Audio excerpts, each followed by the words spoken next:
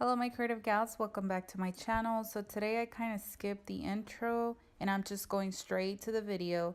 So this is a drawer that I have and I'm going to be organizing. It's close to my coffee station and I have a disaster in there. And I'm going to be using this contact paper and I love the patterns and the color. It goes perfectly with my kitchen.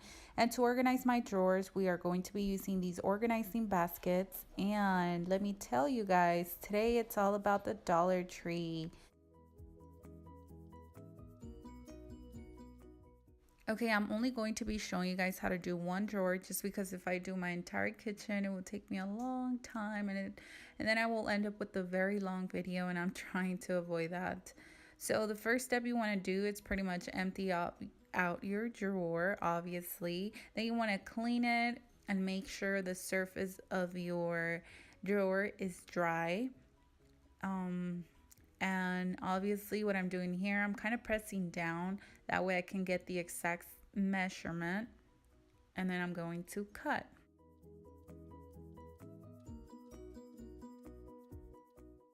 And this is the second step. And you kind of want to peel it as you go, just so you can have a smooth and clean finish.